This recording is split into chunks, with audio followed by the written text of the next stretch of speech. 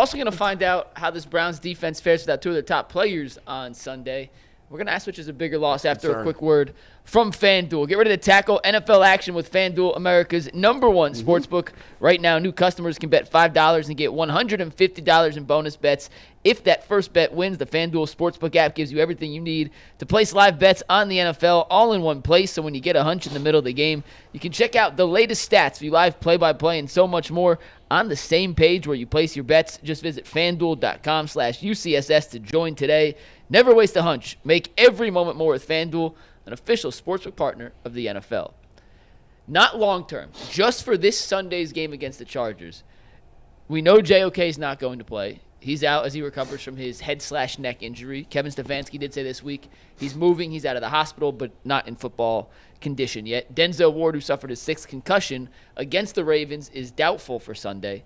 G, for this game in particular, not long-term, just this weekend's game, what's a bigger loss for the Browns defense if Ward can't play? Is it JOK or is it Denzel Ward? Man, it's JOK. You talk about JOK and the linebacking core. Browns linebackers, Hicks. I haven't seen him all year. Where's Jordan Hicks at? He what do you mean I ain't seen him all year? He missed like 2 weeks. I haven't seen him. We ain't seen him. He's been out for like like 2-3 weeks. Now look at your linebacking core. Now I will say this. Diabate flashed a couple of times last game. Diabate flashed a little bit. Traditionally, the Browns don't really have anybody else other than JOK. I think he's a secondary playmaker behind Myles Garrett. This week is it's closer than I would have thought because Denzel Ward, obviously, when he plays, he has that teammate badge. Everybody else get 2 to 3 ticks on their coverage skills. Everybody else go up a little bit when Denzel Ward play because then you can bump them down.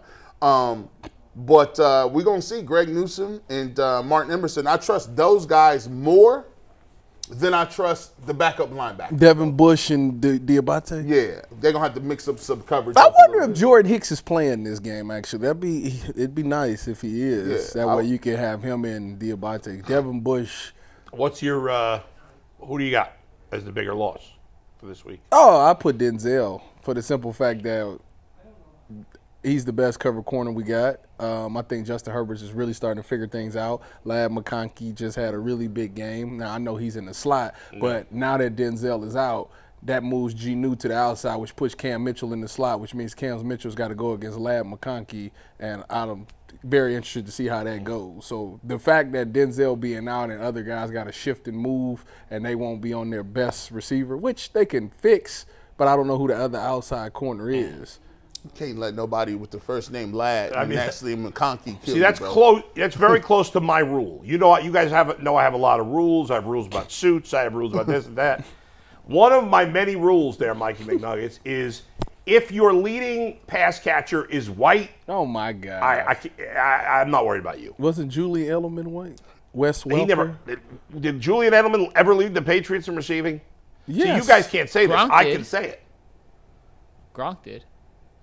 He's a tight end, Mike. That doesn't count. Just say that. The white guys never led a team in receiver. Now, tight end is different. Travis Kelce. You can get elite white tight ends. I should have said not tight end. Yes. If you're leading wide receiver, sorry. Yeah, you can get elite. And his name is Ladd. I mean, that can't, although I traded for him in a dynasty league. And he's a rookie. And he's a rookie.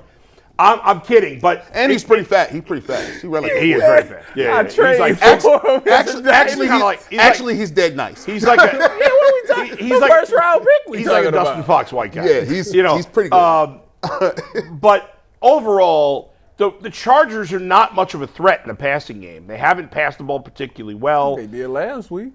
1 week. They played the Saints. The Saints are awful. We're getting depleted back there. Your best cover corner is out. I know. Well, let me tell you something.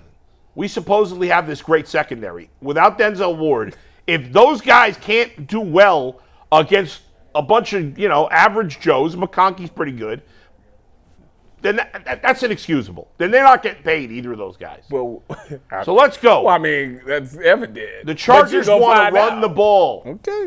So, to me, JOK is a much bigger deal. My man Shuttlesworth in the chat. Shout out to the chat doing big numbers. Shuttlesworth says, Bull is Farrakhan today. and Laomi says, respect Cooper Kupp. You right. Hey, he was the coldest for about. I'm kind of kidding around. Yeah, kind of. But it was funny though. The Farrakhan comment was funny. Listen, we can joke around about race and have fun, man. Let's not be so uptight. We're all too uptight. Farrakhan. We can have fun conversations. And whatever. By the way, totally off base once again. I'm taking us off base for a second. But I randomly watched, as I'm scrolling through Instagram, a video of Sandy Koufax, who was a Hall of Fame pitcher for the Brooklyn Dodgers, and retired at a young age. Mm-hmm. And this is a video of his press conference announcing he was retiring, and nobody understood. First of all, it felt like watching a 1950s movie because it was black and white, and everybody was wearing suits and whatever. And they're like, Sandy, why are you retiring? I think he won the Cy Young 5 years in a row, or right before he retired. He was like 30 years old, and he's like, I don't know what's in this cortisone and what it's doing to my arm. He's like, I got to take a shot every 2 starts. I don't want to do it anymore. It's not worth it anymore. And he had this great line. Somebody said, one of the reporters was like, what about the money you're going to have to give up? And he goes, if you talk to somebody coming back from war that lost their arm, isn't there any money they would pay to have that arm back? He was basically saying, like, I don't want to lose my arm, and it was ahead of his time. It was pretty cool. It goes back to the thing that every athlete, young athletes, risk their entire health just to make money. Yeah. And once they make the money, they spend that money trying to get their health back. In the dumbest crazy thing in the world. Hey, with the words of Kanye West, having money isn't everything. Not having it is.